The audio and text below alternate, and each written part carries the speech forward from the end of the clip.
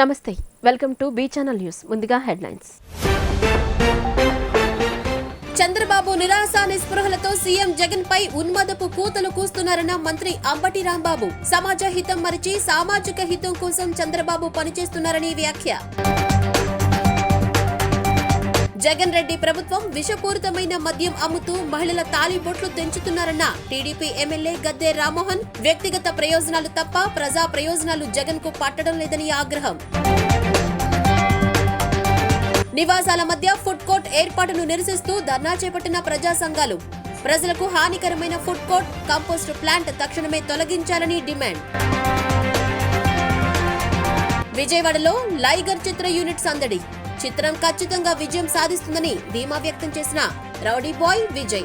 TDP అధినేత చంద్రబాబు నిరాశ నిస్పృహలతో సీఎం వైఎస్ జగన్మోహన్ రెడ్డిపై ఉన్మాదపు కూతలు కూస్తున్నారని జలవనరుల శాఖ మంత్రి అంబటి రాంబాబు మండిపడ్డారు. 2018 నాటికే పోలవరాన్ని పూర్తి చేస్తామని శాసనసభ సాక్షిగా హామీ ఇచ్చి ఎందుకు పూర్తి చేయలేకపోయారని అంబటి ప్రశ్నించారు. రాష్ట్రంలో ఎన్నికలు ఎప్పుడు జరిగినా వైఎస్ఆర్సీపీ ఘన విజయం సాధిస్తుందని, టీడీపీ చిత్తుగా ఓడిపోవటం ఖాయమని పసిగట్టిన చంద్రబాబు నిరాశ నిస్పృహలతో సీఎం వైఎస్ జగన్మోహన్ రెడ్డిపై ఉన్మాదపు కూతలు కూస్తున్నారని జలవనరుల శాఖ మంత్రి అంబటి రాంబాబు మండిపడ్డారు. అధికారంలో ఉన్నప్పుడు ఎస్సీలో పుట్టాలని ఎవరైనా కోరుకుంటారా అని అగ్రకుల అహంకారంతో పేట్రేగిపోయిన ఆయన ఇప్పుడు దింపుడు కళ్లం ఆశతో అంబేద్కర్ పేరును జపం చేయడం దెయ్యాలు వేదాలు వల్లించినట్లవుతుందని ఎద్దేవా చేశారు. అధికార మదం, అగ్రకుల దురహంకారంతో అప్పట్లో ఉన్మాదిలా ఊగిపోయిన చంద్రబాబుకు 2019 ఎన్నికల్లో ప్రజలు చెప్పుతో కొట్టి 23 సీట్లకు పరిమితం చేశారని గుర్తు చేశారు. సమాజ హితం మరిచి సామాజిక హితం కోసం పరితపిస్తున్న ఆయనకు వచ్చే ఎన్నికల్లో ప్రజలు బుద్ధి చెప్పనున్నారని అన్నారు. చంద్రబాబు నాయుడు గారు ఈ రాష్ట్రాన్ని 14 సంవత్సరాలు పరిపాలన చేశారు. 44 సంవత్సరాలు ఆయన రాజకీయ జీవితం ఇక్కడ ఉంది. ఇప్పుడు ఆయనకి హఠాత్తుగా సమసమాజం గుర్తొచ్చింది, అంబేద్కరిజం గుర్తొచ్చింది. అధికారంలో ఉన్నప్పుడు సమసమాజం గుర్తురాలా? అధికారంలో ఉన్నప్పుడు అంబేద్కర్ గుర్తురాలా? అధికారంలో ఉన్నప్పుడు ఆలయ కమిటీల్లోనూ, మార్కెట్ యార్డుల్లోనూ, కార్పొరేషన్లోనూ, వివిధ కమిటీల్లోనూ 50% రిజర్వేషన్లు పాటించాలనేటువంటి జ్ఞానమే లేదు. అధికారంలో ఉన్నప్పుడు 1,50,00,000 మంది కుటుంబాలు ఇవాళ అభివృద్ధి పదంలోకి నడుస్తున్నాయి. ఆ అప్పు చేయటం వల్ల నేను మనవి చేస్తున్నా. ఇలాంటి విషయాల గురించి మాత్రం నువ్వు మాట్లాడవు, కానీ నీ గురించి మాత్రం నువ్వు మాట్లాడి ఏదో మేకపోతు గాంభీర్యాన్ని ప్రదర్శించాలనేటువంటి ప్రయత్నం ఇవాళ నారా చంద్రబాబు నాయుడు గారు చేస్తున్నారు. ఇది చాలా దురదృష్టకరమైనటువంటి అంశం. అంతేకాదు, పోలవరం గురించి కూడా మాట్లాడారు నిన్న. చాలా దురదృష్టకరమైనటువంటి అంశం మనవి చేస్తున్నా. చాలా గొప్ప వ్యక్తిగా ప్రచారం చేసుకుంటున్నటువంటి వ్యక్తివి. పోలవరం విషయంలో 3 ప్రశ్నలు నేను అడిగితే ఒక్కదానికి కూడా సమాధానం చెప్పకోకుండా పారిపోయేటటువంటి పిరికి బంధువు నువ్వని మనవి చేస్తున్నా. ఏమిటా ప్రశ్నలు?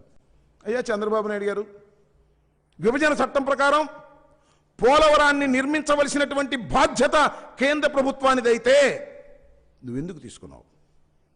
ఇది తప్ప రైటా? ఎందుకు తీసుకున్నావు అంటే ఆ రోజున ఒక వంక చెప్పావు. కేంద్ర ప్రభుత్వం చేస్తే ఆలస్యం అవుతుంది, రాష్ట్ర ప్రభుత్వం చేస్తే త్వరగా అవుతుంది అని చెప్పావు. ఎస్, నిజమే అనుకుందాం కాసేపు. నువ్వు తీసుకొని 2018కి పూర్తి చేస్తానని చెప్పినటువంటి నువ్వు ఎందుకు పూర్తి చేయలేకపోయావు? చెప్పు దీనికి సమాధానం. నెంబర్ 1, ఎందుకు కేంద్ర ప్రభుత్వం దగ్గర నుంచి నువ్వు తీసుకున్నావు?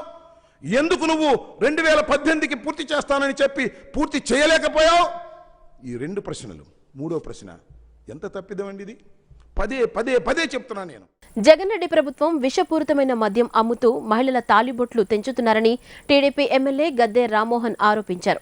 సంక్షేమ పథకాల ముసుగులో పేదలపై ఆర్థిక భారాలు మోపుతున్నారని వ్యాఖ్యానించారు. వ్యక్తిగత ప్రయోజనాలు తప్ప ప్రజా ప్రయోజనాలు జగన్ కు పట్టడం లేదని గద్దె మండిపడ్డారు. నందమూరి తారక రామారావు శత జయంతి ఉత్సవాల సందర్భంగా టీడీపీ ఎమ్మెల్యే గద్దె రామ్మోహన్ ఆధ్వర్యంలో అశోక్ నగర్లోని ఎమ్మెల్యే కార్యాలయంలో నిరుపేద రజక కుటుంబాలకు చెందిన 6గురికి ఇస్త్రీ పెట్టెలు పంపిణీ చేశారు. అనంతరం ఎమ్మెల్యే గద్దె మాట్లాడుతూ, గతంలో చంద్రబాబు ముఖ్యమంత్రిగా ఉన్న సమయంలో రుణమేళా నిర్వహించి బీసీలు ఆర్థికంగా బలపరిచేందుకు రుణాలు ఇచ్చేవారని గుర్తు చేశారు. జగన్ ప్రభుత్వం అధికారంలోకి వచ్చిన తర్వాత ఒక్క బీసీ రుణం ఇవ్వలేదని విమర్శించారు.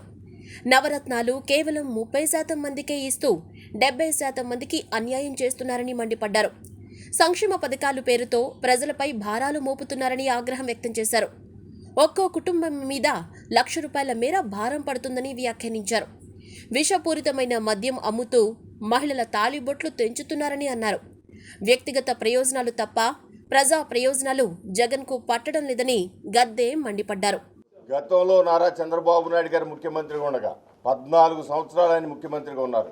ఆ 14 సంవత్సరాల్లోనూ ప్రతి సంవత్సరంలో కూడా 2 సార్లు 3 పర్యాయాలు మన విజయవాడ నగరంలో మన పీడబ్ల్యూడి గ్రౌండ్ అలాంటి ప్రాంతాల్లో ఒక పెద్ద తిరునాళ్ళగా రుణమేళ జరిగేది. రుణమేళ అంటే బీసీలకి అనేక రకాలుగా లోన్లు, ఆటోలు, లేకపోతే ఇస్త్రీ బళ్ళు, వాషింగ్ మిషన్లు, ట్రాక్టర్లు, ఇక రకరకాల కార్యక్రమాలు. అది 2 సార్లు 3 సార్లు జరిగేది.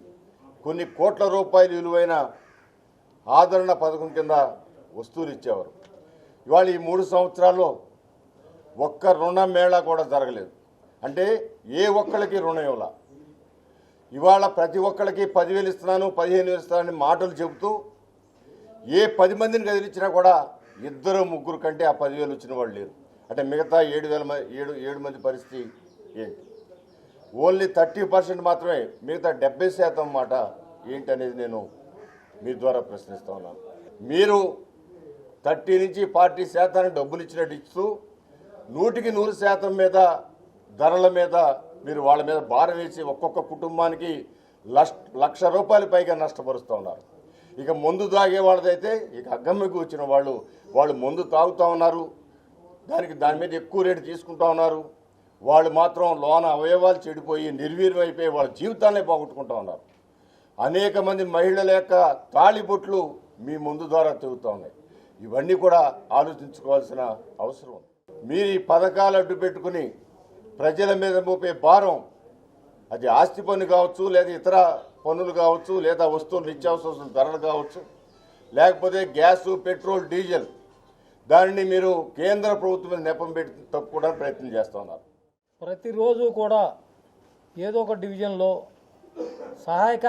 పేదవారికి సహాయ కార్యక్రమాలు చేయటం అవి చేసుకుంటూ పోతున్నాయి. మరి మా ఎమ్మెల్యే గారు ప్రతి డివిజన్ వారికి అట్లా చేస్తున్నారు. మరి అట్లాగే మరి ఇంతవరకు తెలుగుదేశం గవర్నమెంట్ ఉన్నప్పుడు కూడా మరి గవర్నమెంట్ ద్వారా అందరికీ కూడా ఆ లబ్ధి పొందేటట్టుగా చేశాం. మరి ఇవాళే కాదు, గత 10 సంవత్సరాల నుంచి కూడా మన ఎమ్మెల్యే గారు రామ్మోహన్ గారు ఎన్ని ఇస్త్రీ పెట్టెలు కానీ, కుట్టు మిషన్లు కానీ, బళ్ళు కానీ ఇవన్నీ కూడా ఇవ్వటం చాలా ఆనందదాయకం.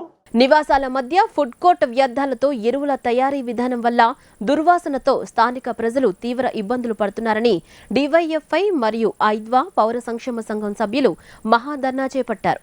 వ్యర్థ పదార్థాలను ఎరువులాగా మార్చి వర్మీ కంపోస్టును విదేశాలకు అమ్ముతున్నారని మండిపడ్డారు. ప్రజలకు హానికరమైన ఫుడ్ కోర్ట్ కంపోస్టు ప్లాంట్ తక్షణమే తొలగించాలని డిమాండ్ చేశారు. విశ్వేశ్వర ఘాట్, పద్మావతి ఘాట్లలో ఫుడ్ కోర్టులు పెట్టవద్దని డిమాండ్ చేస్తూ డివైఎఫ్ఐ మరియు ఐద్వా పౌర సంక్షేమ సంఘం ఆధ్వర్యంలో కృష్ణలంకలో ధర్నా చేపట్టారు. ధర్నాలో సిపిఎం నగర కార్యదర్శి దోనేపూడి కాశీనాథ్ మాట్లాడారు. 5 సంవత్సరాల క్రితం పుష్కర ఘాట్ నందు ఫుడ్ కోర్ట్ ఏర్పడి ప్రైవేట్ కాంట్రాక్టర్తో వారి బిజినెస్ కోసం ప్రజలను రోగాల పాలు చేస్తున్నారని ఆరోపించారు. ఫుడ్ కోర్ట్ నుంచి వచ్చిన వ్యర్థ పదార్థాలను ఎరువుగా మార్చి వర్మీ కంపోస్టును విదేశాలకు అమ్ముతున్నారని ఆరోపించారు. నక్షత్ర కన్వెన్షన్ వద్ద ఉన్న ఫుడ్ కోర్ట్ కంపోస్ట్ ప్లాంట్ తక్షణమే తొలగించాలని డిమాండ్ చేశారు. ప్రజలకు హానికరంగా మారిన ఫుడ్ కోర్ట్ మరియు కాంట్రాక్టర్ పైన తగు చర్యలు వెంటనే తీసుకోవాలని కోరారు. కంపోస్ట్ ప్లాంట్ ఎత్తేయటమే కాదు, ఇక్కడ అసలు ఫుడ్ కోర్ట్కి సంబంధించినటువంటి దాంట్లో వేస్టేజ్ని కార్పొరేట్కి తీసుకెళ్లేటువంటి దానికి డబ్బులు కట్టాల్సినటువంటి పరిస్థితి ఉంటుంది. కాబట్టి ఈ చలానా రూపంలో డబ్బులు కట్టాల్సినటువంటి పరిస్థితి లేకుండా దీన్ని కూడా వ్యాపారం చేసుకునేటువంటి దానికి ఆ కాంట్రాక్టర్ ప్రయత్నం చేస్తూ ఉన్నాడు.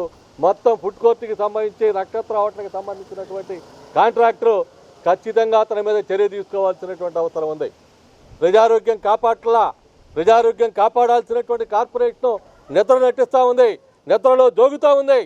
ఈ రకమైనటువంటి పద్ధతి కనుక ఉపకారం చేయకపోయినట్లయితే భవిష్యత్తులో ఆ ఫుడ్ కోర్ట్లకి, ఆ హోటల్స్కి అన్నిటికీ కూడా మెయిన్ గేట్కి తాళాలు వేసేటువంటి పరిస్థితి వస్తుంది. ఆ రకమైనటువంటి పరిస్థితి కల్పించకుండా ఉండే ముందే దానికి సంబంధించినటువంటి చర్యలు తీసుకోమని చెప్పిన కార్పొరేషన్ అధికారులను కోరుతా ఉన్నాం. అందుకని తక్షణం ఈ కంపోస్ట్ ప్లాంట్ని, ఇక్కడ ఉన్నటువంటి డబ్బాని ఎత్తేసేటువంటి దానికి ప్రయత్నం జరగాలి. దుర్వాసన అరికట్టాలి. లేనట్లయితే తగినటువంటి పద్ధతుల్లో పౌర సంక్షేమ సంఘం తరఫున, డివైఎఫ్ఐ తరఫున, ఐద్వా తరఫున స్పందించేటువంటి దానికి ప్రయత్నం చేస్తాం. అధికారులకి, ఇక్కడ ఉన్న స్థానిక కార్పొరేటర్కి ఈ సమస్య ఉంది. మా ఇంట్లో పిల్లలు ఈ వ్యర్థాల ద్వారా, ఎరువుల తయారీ ద్వారా వచ్చే వాసన వల్ల కనీసం ఇంట్లో పిల్లలు భోజనం చేసే పరిస్థితి కూడా లేదు అని చెప్పేసి స్థానికులు అనేక సార్లు అధికారులకి, అదేవిధంగా స్థానిక కార్పొరేటర్కి చెప్పినా సరే ఈ సమస్యను ఇప్పటివరకు కూడా పరిష్కరించలేదు. ఈ చెత్త ద్వారా, వ్యర్థాల ద్వారా ఎరువులు తయారు చేసే కంపోస్ట్ ఏదైతే ఇక్కడ పెట్టారో దాన్ని వెంటనే తొలగించి ప్రజారోగ్యాన్ని కాపాడాలి పరిస్థితుల్లో మేమే దాన్ని తొలగించేదానికి కూడా డివైఎఫ్ఐగా, అదేవిధంగా ఇతర ప్రజా సంఘాలుగా మేమే కూడా దాన్ని తొలగించేదానికి కూడా మేము సిద్ధపడతామని చెప్పేసి ముందుగా హెచ్చరిస్తా వెంటనే దీనిపైన చర్యలు తీసుకోవాలని చెప్పేసి అధికారులను కోరుతా ఉన్నాం. విజయవాడలో లైగర్ చిత్ర యూనిట్ సందడి చేసింది. మూవీ ప్రమోషన్లో భాగంగా ఓ హోటల్లో విలేకరుల సమావేశం ఏర్పాటు చేశారు. మరో 5 రోజుల్లో ప్రేక్షకుల ముందుకు రాబోతుందని, ప్రాణం పెట్టి సినిమా తీశామని, ఖచ్చితంగా సినిమా విజయం సాధిస్తుందని ధీమా వ్యక్తం చేశారు. లైగర్ చిత్రం ప్రమోషన్లో భాగంగా చిత్ర యూనిట్ విజయవాడలో పర్యటించింది. ఓ స్టార్ హోటల్లో శనివారం విజయ్ మీడియాతో మాట్లాడుతూ లైగర్ చిత్రం పూర్తి కావడానికి 3 ఏళ్లు పట్టిందని, మరో 5 రోజుల్లో ప్రేక్షకుల ముందుకు రాబోతోందని అన్నారు. ప్రాణం పెట్టి సినిమా తీశామని పూరి జగన్నాథ్ మొదట కథ చెప్పగానే మెంటలొచ్చిందని, వెంటనే ఓకే చెప్పేశా అని వివరించారు. నటిస్తున్నప్పుడు చాలా థ్రిల్గా ఫీల్ అయ్యానని, కరణ్ జోహర్ ఈ చిత్రాన్ని ఇండియాకు పరిచయం చేశారని చెప్పుకొచ్చారు. సినిమా తీసి ఇంట్లో కూర్చోవాలా, మనం ధర్మంతో ప్రయాణం చేస్తున్నాం, ఏం వచ్చినా కొట్లాటుడే అని విజయ్ దేవరకొండ అన్నారు. లైగర్ ఒక యాక్షన్ డ్రామా. కుర్రాన్ని తీసుకుని తల్లి ముంబైకి వెళ్లిపోయి అక్కడ బాక్సర్ని చేస్తుంది. ఈ మధ్యలో అతను ప్రేమలో పడతాడు.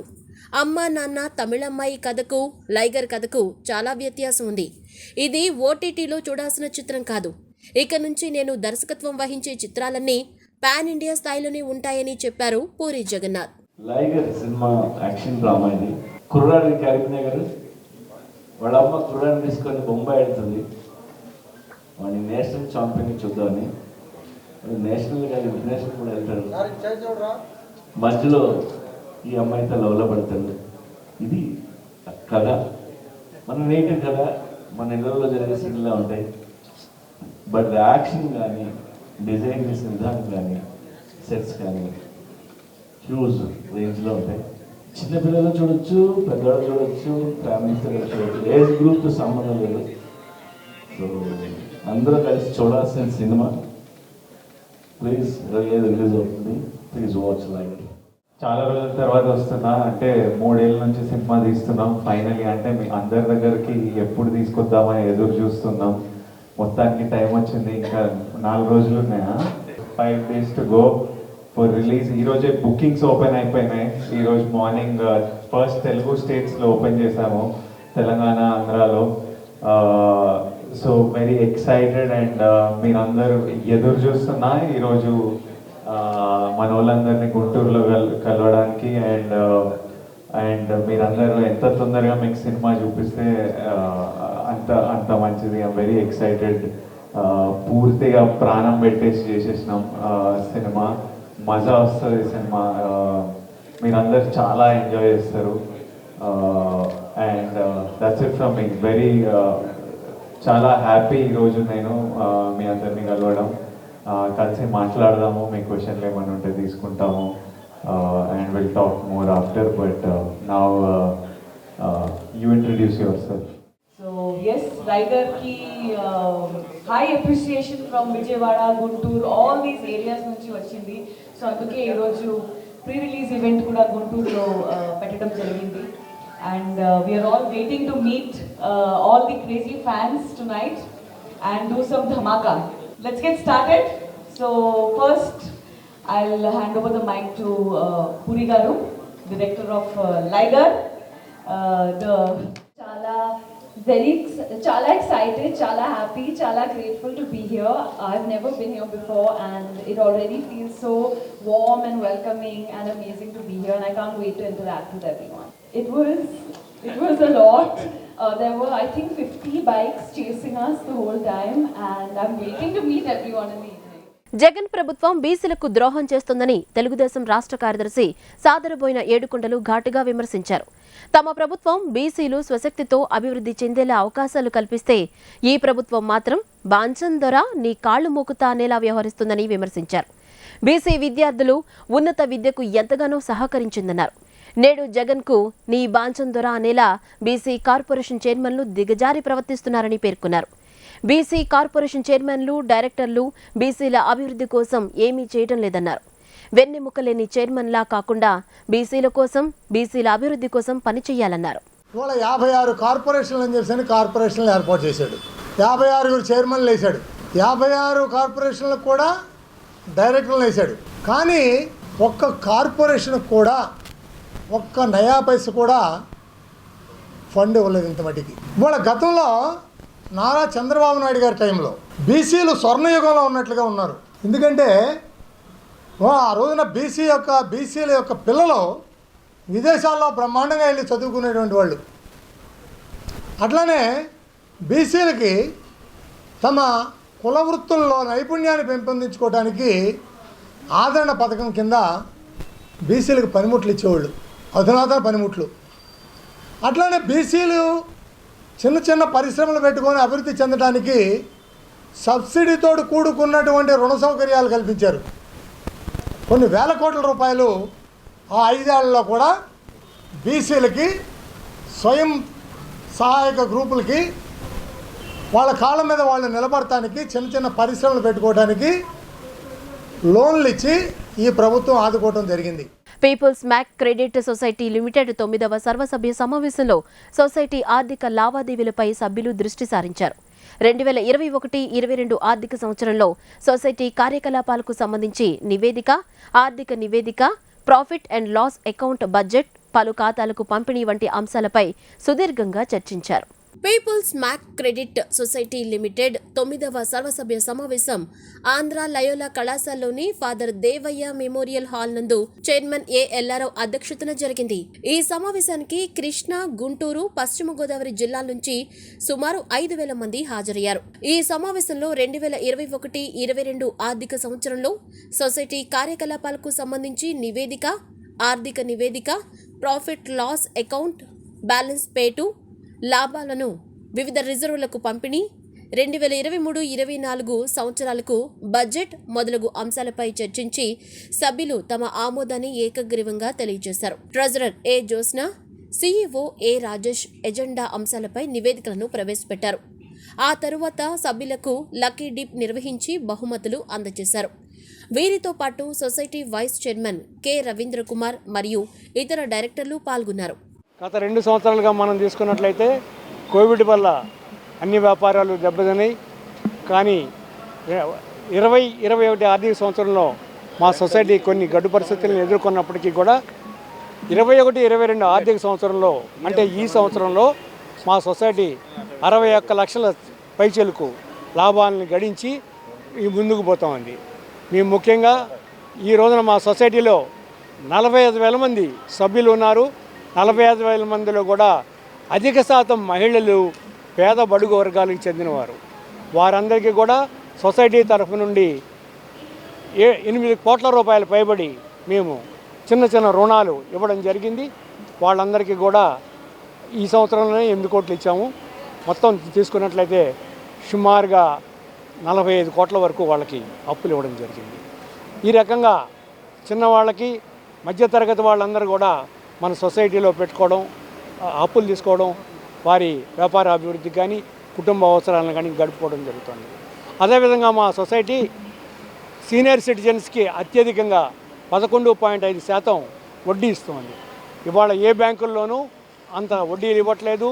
చాలామంది పెన్షనర్స్ వాళ్ళు రిటైర్ అయిన తర్వాత వారి ధనాన్ని తీసుకొచ్చి మా వాటిలో పెట్టుకొని వాళ్ళ జీవితాన్ని సుఖంగా గడుపుకుంటున్నారు.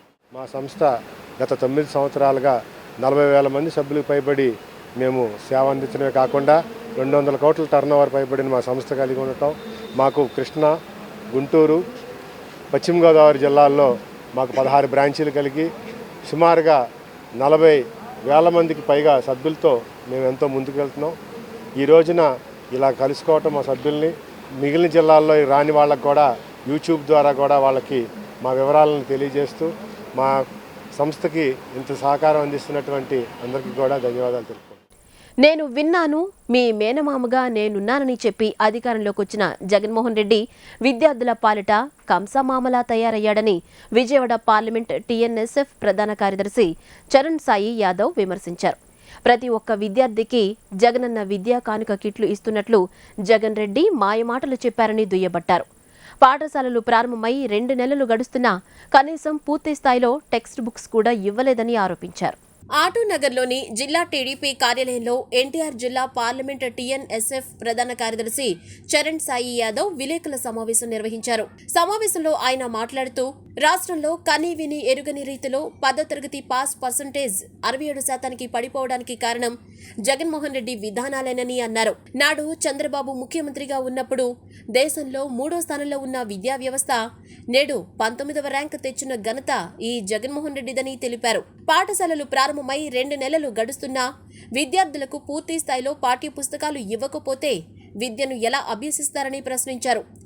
రాష్ట్రంలో ఒక పరిశ్రమ గాని, ఒక ఐటీ కంపెనీ గాని తీసుకురాలేని జగన్ రాష్ట్ర రెవెన్యూ ఎలా పెంచాలో తెలియక విద్యార్థులను ఫెయిల్ చేసి ఆ వచ్చే సప్లీ ఫీజులతో నడపాలనుకుంటున్నారని ఆరోపించారు. తక్షణమే రాష్ట్ర వ్యాప్తంగా విద్యార్థులందరికీ విద్యా కానుక కిట్లు అందజేయాలని, లేని పక్షంలో ప్రత్యక్ష పోరాటానికి టీఎన్ఎస్ఎఫ్ సిద్ధమని తెలియజేశారు. నేడు అధికారంలో ఉన్న జగన్మోహన్ రెడ్డి నాడు ప్రతిపక్షంలో ఉన్నప్పుడు విద్యార్థులందరికీ, యువతందరికీ కూడా నేను ఉన్నాను, నేను విన్నానని చెప్పి మాయమాటలు చెప్పి మోసం చేసి ఈరోజు అధికారంలోకి వచ్చిన జగన్మోహన్ రెడ్డి నేను అందరికి కూడా విద్యార్థులకు మేనమామని చెప్పి ఈరోజు రాష్ట్రంలో కోట్లాది రూపాయలు పేపర్ యాడ్లు ఇచ్చి లక్షలాది రూపాయలు డబ్బులు ఖర్చు పెట్టి ఈరోజు మొత్తం కూడా కర్నూలు జిల్లాలో మీటింగ్ పెట్టాడు. ఏమని? విద్యా కానుక కిట్లు నేను ఇస్తున్నా అని చెప్పి. ఈరోజు రాష్ట్రంలో విద్యా సంస్థలు స్టార్ట్ చేసి 2 నెలలు గడుస్తూ ఉంది.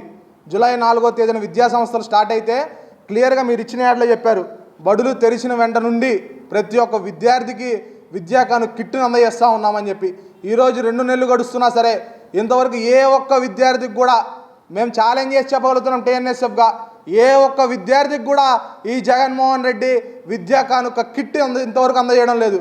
ఆ రోజు చెప్పాడు, ఈ సంవత్సరం 931 కోట్లు ఖర్చు పెట్టి విద్యా కానుక కిట్లు ఇస్తూ ఉన్నాం, స్కూల్ ప్రారంభమైన మొదటి రోజు నుండే విద్యా కానుక కిట్లు ప్రతి ఒక్క విద్యార్థి చేతిలో పెడతానని చెప్పి మాయమాటలు చెప్పి మోసగారి జగన్మోహన్ రెడ్డి ఈరోజు ఎక్కడా కూడా ఏ ఒక్క విద్యార్థి కూడా 2 నెలలు గడుస్తున్నా సరే ఏ విధంగా ఈరోజు విద్యార్థులు పాఠశాలకు వెళ్ళి చదువుకుంటారని చెప్పి మేము ప్రశ్నిస్తూ ఉన్నాం. ఈరోజు రాష్ట్ర వ్యాప్తంగా దేశ చరిత్రలోనే రాష్ట్ర శాతాన్ని 3వ ర్యాంకులో ఉన్న ఆంధ్రప్రదేశ్ రాష్ట్రాన్ని 19వ స్థానాన్ని తీసుకొచ్చిన ఈ జగన్మోహన్ రెడ్డి ఏ విధంగా విద్యార్థులు చదువుకొని పాస్ అవుతారని చెప్పి మేము ప్రశ్నిస్తూ ఉన్నాం. నగరంలోని బాపు మ్యూజియంలో ఏర్పాటు చేసిన జాతీయ చేనేత వస్త్ర ప్రదర్శన నగరవాసులను ఆకట్టుకుంటోంది. దేశంలోని వివిధ రాష్ట్రాలకు చెందిన చేనేత కళాకారులు తమ ఉత్పత్తులను ప్రదర్శించారు. మహిళల అలంకరణ వస్తువులు, గృహాలంకరణ వస్తువులు, వివిధ రకాల ఉత్పత్తులు ప్రదర్శనలు కొలువు తీరాయి. బందరోడ్డులోని బాపు మ్యూజియంలో జాతీయ చేనేత వస్త్ర ప్రదర్శన విజయవాడ వాసులను అలరిస్తుంది. ఈ ప్రదర్శనలో వివిధ రాష్ట్రాలకు చెందిన చేనేత హస్త కళాకారులు తమ ఉత్పత్తులతో స్టాల్స్ ను ఏర్పాటు చేశారు. ప్రదర్శనలో మహిళల మనసు దోచే బాగల్పూర్ చీరలు, ఉప్పాడ చీరలు, కాంతావరం చీరలు, బెంగాలీ కాటన్, చందరి సిల్క్ చీరలు, బొతిక్ చీరలు, కలంకారీ చీరలు, డ్రెస్ మెటీరియల్స్, బెనారస్, కోటా చీరలు, డ్రెస్ మెటీరియల్స్ విభిన్న శ్రేణిలో ఉన్నాయి. మగువల అందానికి మరింత మెరుగులు దిద్దే వివిధ రకాల అలంకరణ వస్తువులు ప్రదర్శనలో ఉన్నాయి. ఖద్దర్ వస్త్రాలు, జైపూర్ బెడ్షీట్లు, ఇంటి అలంకరణ సామాగ్రి, వంటింటి సామాగ్రి, నోరూరించి తినుబండారాల స్టాల్స్ ప్రదర్శనలో కొలువు తీరాయి. పలు రాష్ట్రాలకు చెందిన చేనేత కార్మికులు తయారు చేసిన ఉత్పత్తులు, డ్వాక్రా మహిళలు తయారు చేసిన ఉత్పత్తుల ప్రదర్శన, అమ్మకాలు చేస్తున్నట్లు నిర్వాహకులు తెలిపారు. శ్రావణ మాసం, స్వాతంత్ర దినోత్సవాన్ని, వినాయక చవితిని పురస్కరించుకుని ఏర్పాటు చేసిన ప్రదర్శనను నగరవాసులు తిలకించి చేనేత కళాకారులను ప్రోత్సహించి వారు తయారు చేసిన ఉత్పత్తులను కొనుగోలు చేయాలని కోరారు. ఈ ప్రదర్శన వచ్చే నెల 4వ తేదీ వరకు ప్రతిరోజు ఉదయం 10:30 నుంచి రాత్రి 9 గంటల వరకు ఉంటుందన్నారు. అభ్యోదయ గ్రామీణ స్టేట్ కమిటీ ఆధ్వర్యంలో Babu museum Bandar road Raghavaiah park ఆపోజిట్లో జరుగుతున్న జాతీయ చేనేత సిల్క్ ఎక్స్పో ఎగ్జిబిషన్ని మీ అందరూ కూడా సందర్శించాలని, ఇక్కడ హ్యాండ్లూమ్, హ్యాండీక్రాఫ్ట్, చేనేత, డ్వాక్రా, చేతి వృత్తులు, మెప్మా అన్ని వర్గాల వాళ్ళు ఇక్కడ ఈ పండుగ సందర్భంగా రేపు వినాయక చవితి రాబోతుంది. మళ్ళా శ్రావణ మాసం ఇంకొక వారంలో ముగినుంది.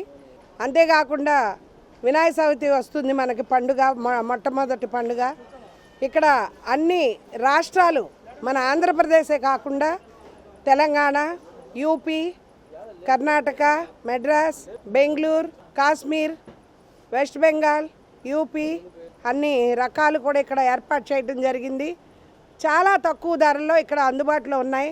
ప్రతి ఒక్కరూ కూడా చేనేత కార్మికుల్ని, డ్వాక్రా మహిళల్ని అందరినీ కూడా చేయూతనివ్వాలని, స్వయం ఉపాధికి తోడ్పడాలని మరీ కోరుతూ బులెటిన్ ముగించే ముందు హెడ్లైన్స్ మరోసారి. చంద్రబాబు నిరాశ నిస్పృహలతో సీఎం జగన్ పై ఉన్మాదపు కూతలు కూస్తున్నారన్న మంత్రి అంబటి రాంబాబు. సమాజ హితం మరిచి సామాజిక హితం కోసం చంద్రబాబు పనిచేస్తున్నారని వ్యాఖ్య. జగన్ రెడ్డి ప్రభుత్వం విషపూరితమైన మద్యం అమ్ముతూ మహిళల తాలిబొట్లు తెంచుతున్నారన్న టీడీపీ ఎమ్మెల్యే గద్దె రామ్మోహన్. వ్యక్తిగత ప్రయోజనాలు తప్ప ప్రజా ప్రయోజనాలు జగన్ కు పట్టడం లేదని ఆగ్రహం. నివాసాల మధ్య ఫుడ్ కోర్ట్ ఏర్పాటును నిరసిస్తూ ధర్నా చేపట్టిన ప్రజా సంఘాలు. ప్రజలకు హానికరమైన ఫుడ్ కోర్ట్, కంపోస్ట్ ప్లాంట్ తక్షణమే తొలగించాలని డిమాండ్. విజయవాడలో లైగర్ చిత్ర యూనిట్ సందడి. చిత్రం ఖచ్చితంగా విజయం సాధిస్తుందని ధీమా వ్యక్తం చేసిన రౌడీ బాయ్ విజయ్. ఈ వార్తలు ఇంతటితో సమాప్తం. తిరిగి నెక్స్ట్ బులెటిన్లో మళ్ళీ కలుసుకుందాం. అంతవరకు సెలవు. నమస్కారం.